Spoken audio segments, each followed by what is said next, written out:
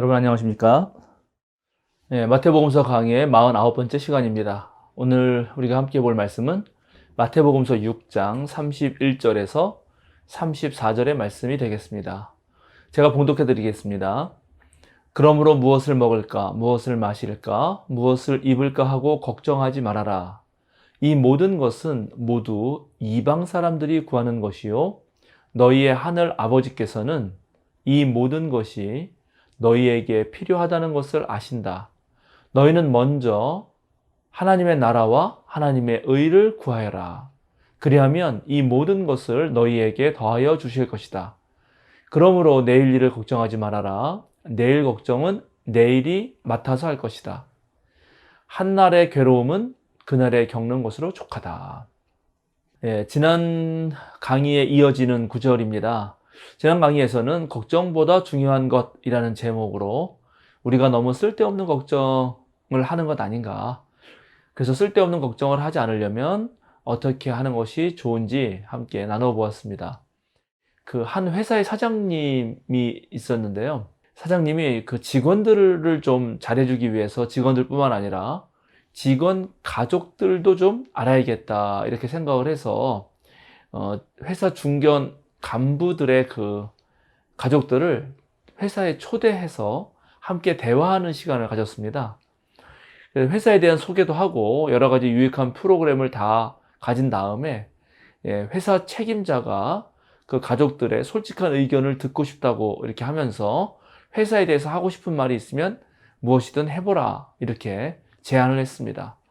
그러자 어느 중견 간부의 그 아내 되는 분이 손을 들고 질문을 했습니다. 사장님, 우리 남편은 왜 진급이 안 됐는지 모르겠습니다. 그 이의 입사 동기들은 다 지금 부장이 됐거나 이사로 승진했는데 그이만 아직 과장입니다. 그렇지만 그가 얼마나 회사 일을 열심히 하는지 정말 모릅니다. 그이는 집에만 오면 회사에 대한 걱정으로 집안일에는 신경도 못 쓸 정도입니다. 그렇게 얘기를 하는 거예요. 그러니까 사장이 조금 난처해 하면서 그 말씀하신 분의 남편이 누구인지를 물어봤습니다. 그랬더니 부인이 자신만만하게 자기 남편은 누구누구 과장이라고 이렇게 얘기를 했습니다. 그러다 사장이 그 부인의 얘기를 듣고 무슨 뜻인지 알 것 같다면서 고개를 끄덕이면서 이렇게 말을 하는 겁니다. 이 과장이군요. 이 과장은 회사에 나오면 집안일 걱정하느라 회사 일을 잘 못합니다. 여러분 어떻게 생각하십니까? 걱정이라는 것이 실제로 쓸모 있는 걱정이면 나름 도움이 될지 모르지만 우리가 하는 걱정은 정말 대다수가 쓸데없는 것일 수도 있겠습니다. 자, 오늘 우리가 읽은 본문 31절부터 그 나오는 구절은 보면은 25절에서 말했던 거를 한 번 더 반복합니다.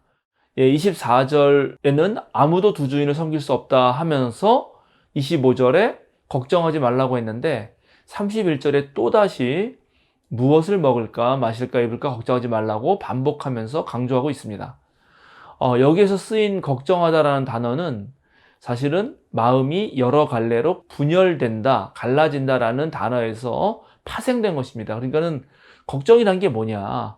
그거는 하나님만을 섬기는 마음, 즉 하나님으로 집중된 마음이 분열된다. 그래서 다른 것에 신경을 쓰기 시작할 때 생기는 것이다 하는 것이라는 것입니다. 즉 의식주에 대한 걱정은 이방인들이라 하는 것, 즉 하나님을 믿지 않는 사람들이라 하는 것인데, 그런데 어떻게 하나님을 철저하게 믿는 사람들, 하나님이 생명의 근원이시고 하나님이 우리를 사랑하신다는 것을 아는 사람들이 걱정할 수 있는가 하는 거죠. 이방인들은 하나님이 우리를 돌보신다는 사실을 믿지 않기 때문에 걱정할지 모르지만 신앙인들은 그럴 수 없다는 것입니다. 여기서 좀 주의해야 될 것 같은 경우는 염려하지 말라 이 말을 기도도 하지 말고 아무 노력도 하지 말고 미래 계획도 세우지 말고 뭐 이런 말은 아니겠죠. 당연히 예수님도 주기도문에서 우리에게 일용할 양식 달라고 그렇게 기도하셨지 않습니까? 그러니까 마땅히 우리에게 생활에 필요한 것들을 위해서 하나님께 요청도 하고 기도도 하고 미래에 대한 계획도 해야 됩니다.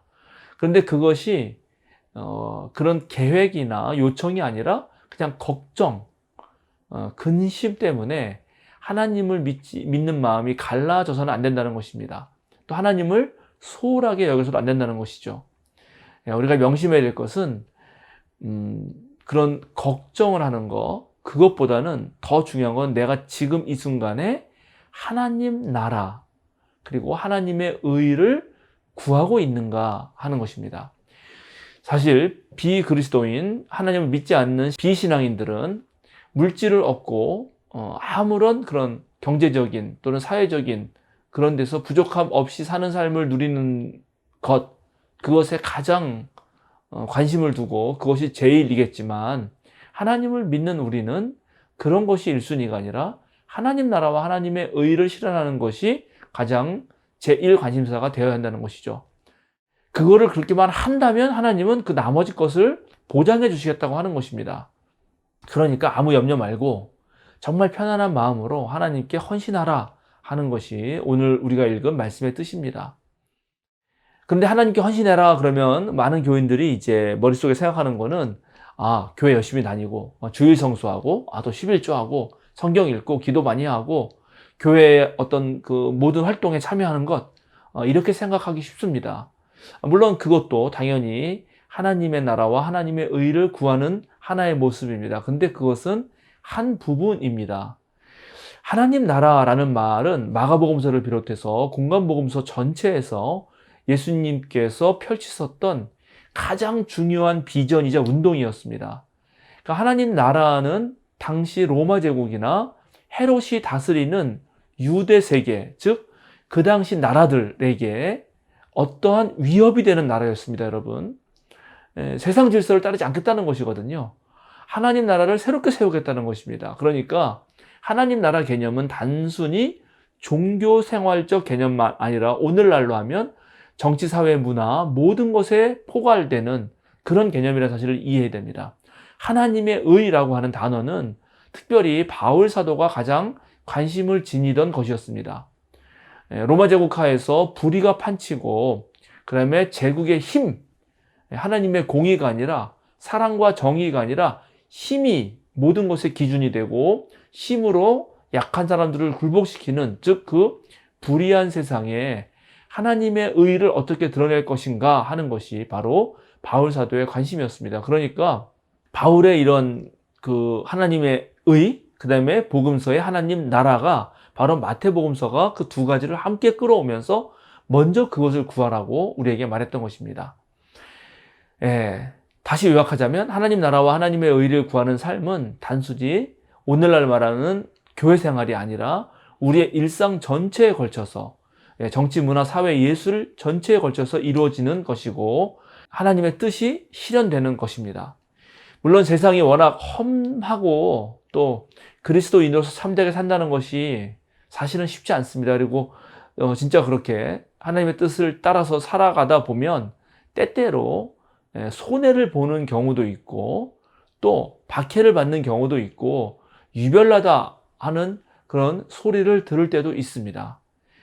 그러나 그러한 좀 뭐랄까요, 어려움을 겪는다 하더라도 결국 하나님이 우리를 도와주실 것이라고 하는 그 믿음에 따라서 정말 하나님 나라와 하나님의 의를 구하는 사람들이 오늘날 필요합니다. 그것이 산상설교의 가장 중요한 핵심 중에 하나입니다. 저는 원래 이제 국어교육과를 다니다가 뒤늦게 신학을 했습니다. 제가 신학교 3학년 때 구약 원전 강독이라는 수업을 들었는데 그때 그 교수님께서 논문 쓰는 법을 지도해 주시고 이제 마지막에 논문을 제출하라고 했습니다. 그래서 논문을 다 쓰고 이제 했는데요. 교수님이 저를 자신 연구실로 불러서 이런저런 얘기를 나누게 되었습니다. 저를 보더니 자네는 나이가 좀 들어 보인다 이러면서 제가 군대 갔다 왔다고 했더니만 부모님이 목회자이냐 라고 묻더군요. 그래서 제가 아닙니다 라고 얘기했고, 그랬더니 그러면 교회 장로님이신가? 그것도 아니라고 했습니다. 교회에서 자네를 좀 밀어줄 사람이 있나? 또 이렇게 물어보는 거예요. 그래서 제가 저는 우리 부모님이 비기독교인이고 별로 제가 시골교회 다니기 때문에 그런 사람이 없습니다. 그랬더니 그 교수님이 되게 뭐랄까요, 좀 이렇게 암울한 표정을 지으시면서 열심히 내가 기도하게 이러고 내보내더라고요. 보통 이제 제가 다닌 학교 정도 되면은 상당히 오랜 시간, 그러니까 오래된 가문, 오래된 기독교 가정에서 부모님들이 전부 다 목회자, 막 대대로 목회자 집안, 장로 집안. 그래서 기독교계에서 상당히 영향력을 미치는 분들의 자녀들이 오거든요. 그런데 저는 뭐 그런 것도 아니고 가난한 농가, 평범한 학생으로 컸고 교회를 열심히 다니는 사람이었지만 그런 제가 뒤늦게 이제 신학을 하게 된 것이었습니다. 그러니까 교수님이 봤을 때 제가 어떻게 하려나 이런 고민이 드셨거나 또는 염려가 되셨을 수도 있습니다. 그 일이 벌써 25년 전 일입니다. 제가 만약에 그때 당시 다른 사람들, 저보다 훨씬 더 좋은 환경과 좋은 그런 뭐랄까요, 지원을 받을 수 있는 사람들을 보면서 실망하고 신학을 포기했다면, 그때 그랬다면 아마 지금의 저는 없었겠죠.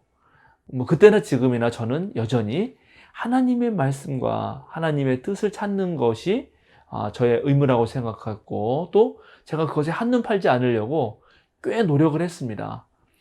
그런 결과 저는 지금 또 이렇게 우리 좋은 생명사랑교회를 만나서 목회를 할 수가 있게 되고, 또 지금 신학교에서도 가르치는 그런 기회도 얻고, 여기저기에서 많은 그런 일들을 하나님 나라 사역을 하게 된 거죠. 그런 세월을 생각해 보면은 정말 뭐랄까요, 우리 하나님의 그 놀라운 뜻, 아낌없이 주시는 은혜, 정말 하나님 나라와 하나님의 의를 구하면 나머지 모든 것은 해결해 주겠다 하시는 그 말씀이 저에게서는 정말 사실이다라고 그렇게 말할 수 있겠습니다. 34절 마지막 말씀은 하나님을 믿는 사람의 삶의 자세가 무엇인지 다시 한번 깨우쳐주는 말씀입니다. 내일 일을 걱정하지 말라 하는 것입니다. 이 말씀은 오늘 지금 나에게 주어진 시간과 공간에서 하나님이 허락하신 일을 최선을 다해서 하라는 거죠. 그러다 보면 내일도 오늘과 같을 것이라는 것입니다. 당연합니다. 가장 중요한 시간은 지금 이 시간입니다. 지금 이 시간에 정말 최선을 다해서 산다면, 지금 이 시간에 우리가 최대한 하나님 나라와 하나님의 의를 구할 수 있다면 내일은 전혀 걱정할 필요가 없다는 것입니다. 사랑하는 생명사랑교회 여러분, 또 우리 마태복음서 강의를 열심히 들어주시는 전국의 성도 여러분, 정말 무엇을 하시든지 먼저 하나님의 뜻을 살피시길 바랍니다. 여러분이 하는 모든 일들이 내 유익만을 위해서 일하기보다는 하나님도 원하는 것이면 좋겠습니다. 하나님도 원하시고 나에게도 유익한 것이라면 최고로 좋겠죠.